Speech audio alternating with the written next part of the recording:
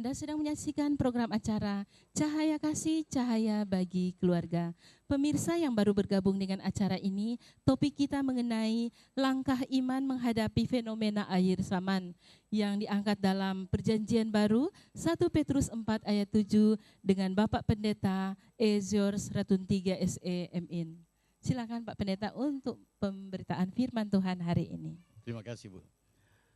Saudara pemirsa, kita baca pertama Petrus 4 ayat 7 bunyinya demikian. Kesudahan segala sesuatu sudah dekat. Karena itu kuasailah dirimu dan jadilah tenang, supaya kamu dapat berdoa.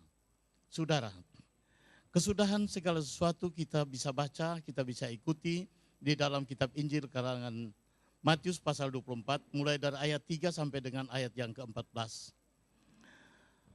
Tetapi pembacaan firman Tuhan ini kita lanjutkan dengan 2 Timotius 3. Ya, 2 Timotius 3 ayat 1 sampai dengan ayatnya yang ke-9.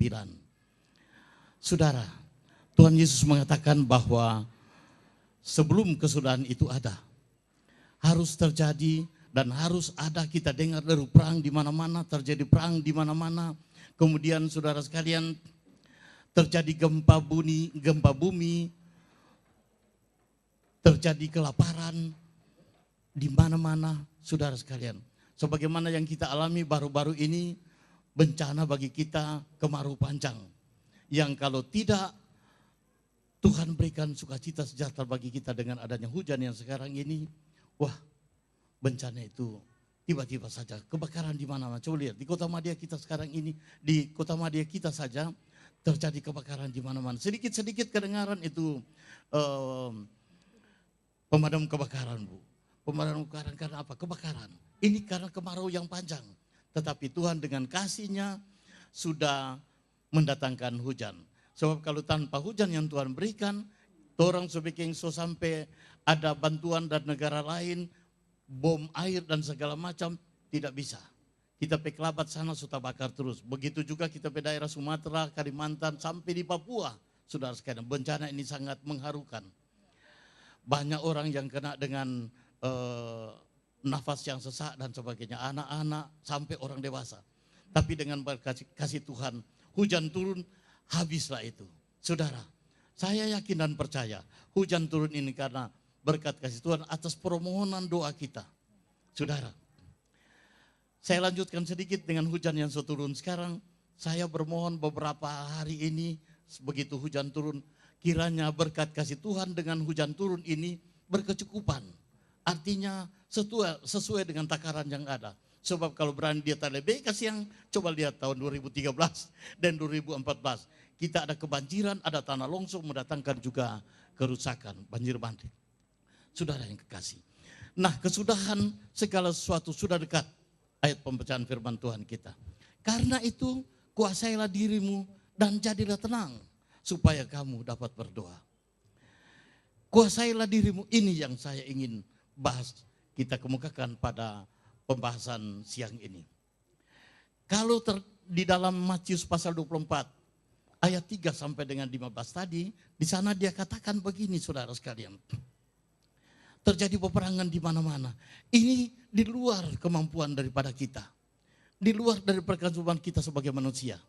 Karena itu caranya atau langkah iman yang harus kita tempuh.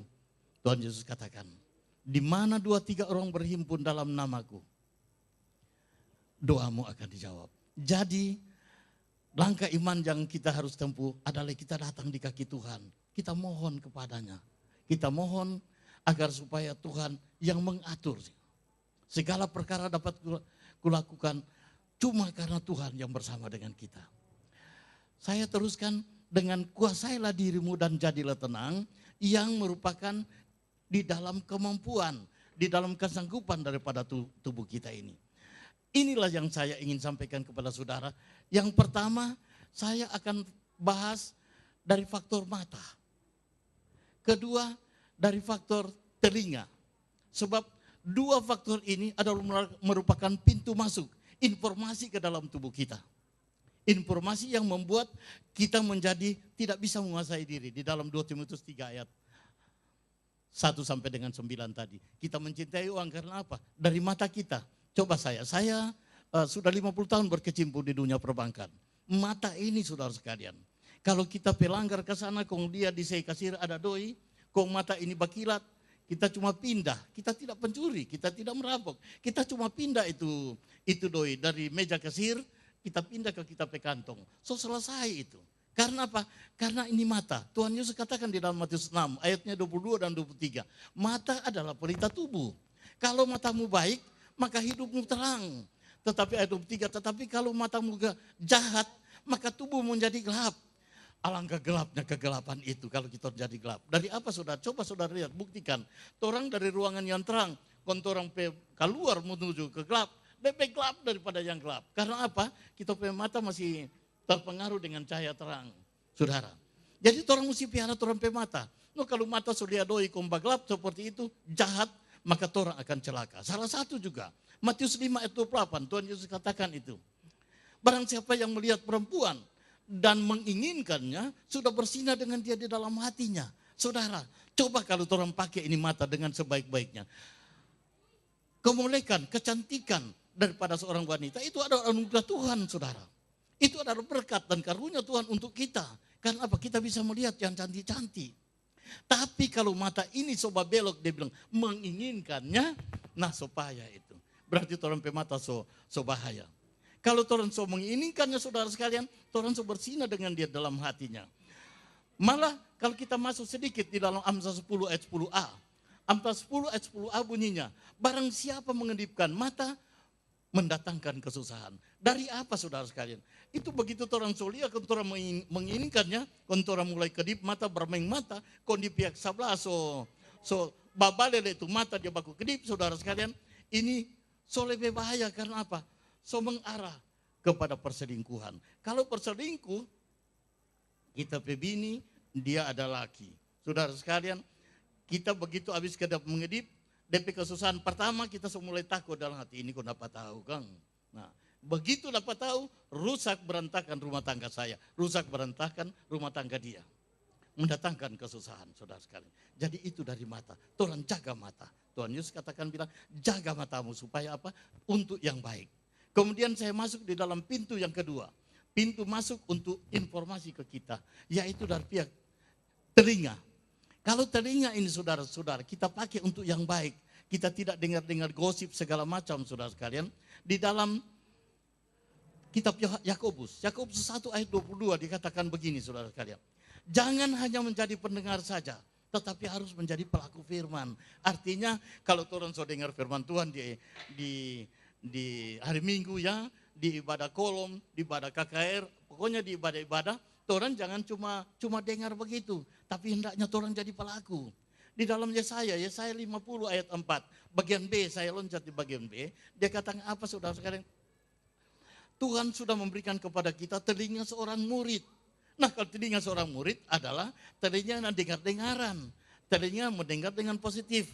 Sebab kalau orang terima dari mata, dari telinga, kemudian orang masuk di dalam hati yang mempertimbangkan saudara sekalian, kalau yang positif, dia akan keluar yang positif.